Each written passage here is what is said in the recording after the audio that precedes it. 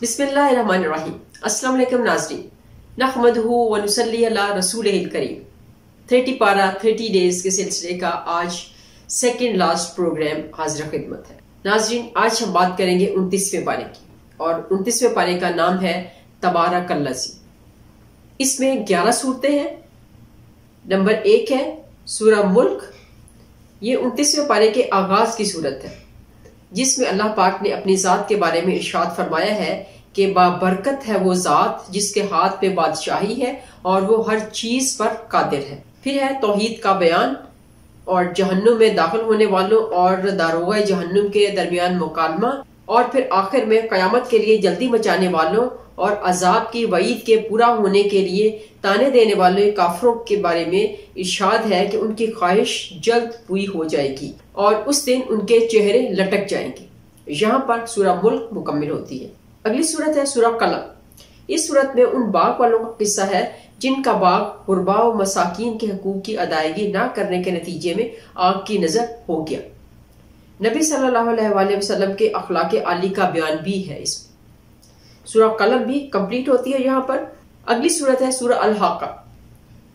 इसका number 1 point है कि मुख्तलिफ कौमों के अजाब में गिरफ्तार किए जाने का बयान है। अगला पॉइंट है कयामत के वकूअ का बयान और अच्छे लोगों का जन्नत में दाखिल होने और बुरों का जहन्नुम में जाने का बयान और असबाब का तज़किरा है। फिर है कयामत के दिन अमाल नामे जिन लोगों को दाएं हाथ में मिलेंगे वो कामयाब लोग सबको दिखाते फिरेंगे और मेवों वाले बागात और मोहल्लात में होंगे, और जिन लोगों को अमाल नामे बाएं हाथ में मिलेंगे वो मौत मांगते होंगे जो नहीं मिलेगी। यहाँ पर सूरह अल-हाक़ा भी कंप्लीट होती है। अगली सूरत है सूरह अल-मारिज। इसके मेन पॉइंट्स ये हैं: कयामत के वकूअ का अंदाज, इंसानों की बाज़ सिफ़ात का बयान, जन्नतियों की सिफ़ात का बयान। अल्लाह कसम खाकर कहता है कि बेशक हम कुदरत रखते हैं कि बुरे लोगों को तब्दील करके उनकी जगह अच्छे लोग ले आए, और हम आजिज नहीं हैं और उनके सामने वो दिन ले आएंगे जिसका उनसे वादा किया जाता है। यहाँ पर सूरह अल-मारिज भी कंप्लीट होती है। अगली सूरत है सूरह नूह। इसके मेन पॉइंट्स ये हैं: नंबर 1, नूह अलैहिस्सलाम की तवील तबलीग और उनके तरीका दावत का बयान। अगला पॉइंट है इस्तग़फ़ार के फ़वाइद, के बारिश नाजिल होगी, माल में इजाफा होगा, नरीना औलाद मिलेगी, बागात और नहरें हासिल होंगी। अगला पॉइंट है वद, सवार, यहूस, यऊक और नसर बुतों का बयान कि नूह अलैहिस्सलाम की कौम ने कहा कि हम उन्हें नहीं छोड़ सकते। अगला पॉइंट है इस सूरत में जनाब नूह अलैहिस्सलाम की दीन के लिए मेहनत की कारगुजारी को उनकी ज़बानी इरशाद फरमाया गया है। जनाब नूह अलैहिस्सलाम 950 साल तक अपनी कौम को तौहीद की दावत देते रहे। इसके साथ ही सूरह नूह भी कंप्लीट होती है। अगली सूरत है सूरह जिन। नबी करीम सल्लल्लाहु अलैहि वसल्लम वादी नखला में गए, नमाज में कुरान मजीद की तिलावत कर रहे थे कि जिन्नों की एक जमात का गुजर हुआ तो उन्होंने कुरान मजीद सुना और ईमान ले आए। अगला पॉइंट है मस्जिदें सिर्फ और सिर्फ अल्लाह की इबादत के लिए हैं, इनमें किसी और को नहीं पुकारा जाएगा। अगला पॉइंट है इरशाद हुआ कि गैब को जानने वाला सिर्फ अल्लाह है और वो किसी पर अपने गैब को जाहिर नहीं करता। यहाँ पर सूरह जिन भी कंप्लीट होती है।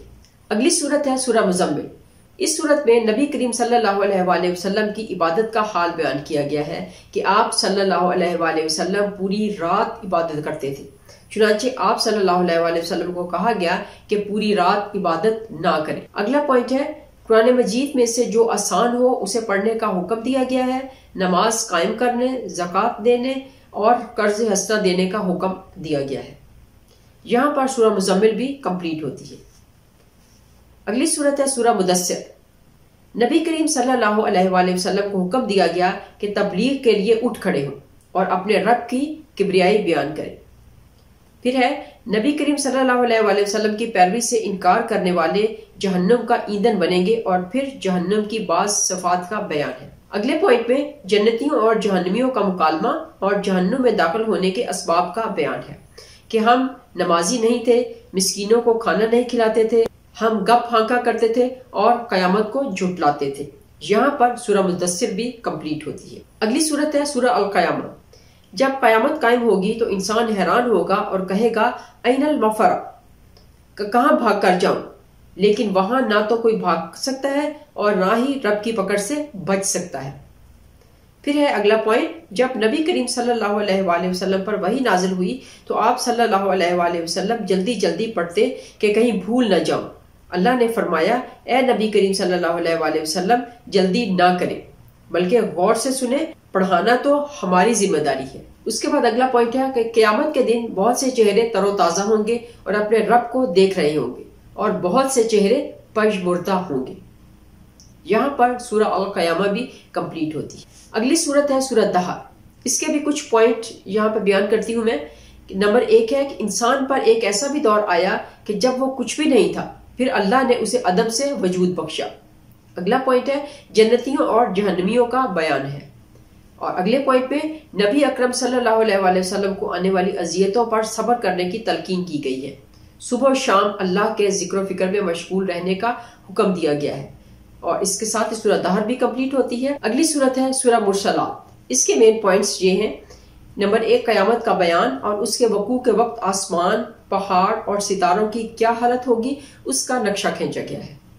پھر ہے قیامت کے وقوع، مجرموں کو دبوچ لیے جانے، انسان کی پیدائش، زمین کا بنایا جانا اور اس میں مضبوط پہاڑوں کا رکھنا، اور پھر جہنم کے شعلوں کا بیان ہے۔ کافروں اور مشرکوں کا قیامت کے دن نہ بولنا اور ان کے علاوہ بہت سی چیزوں کا تذکرہ کرتے ہوئے بار بار یہ کہا گیا ہے، وَيْلٌ يَوْمَئِذٍ لِّلْمُكَذِّبِينَ، کہ ان واضح چہروں کو جھٹلانے والوں کے لیے تباہی ہے۔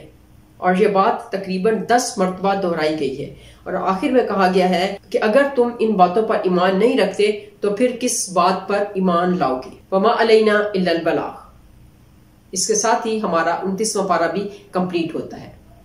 اللہ تعالی ہم سب کو قرآن پاک کو پڑھنے، اس کو سمجھنے اور اس پر عمل کرنے کی توفیق عطا فرمائے۔ دعا میں یاد رکھیے گا اور بیماروں کے لیے بہت دعا کیجیے گا۔ اللہ حافظ۔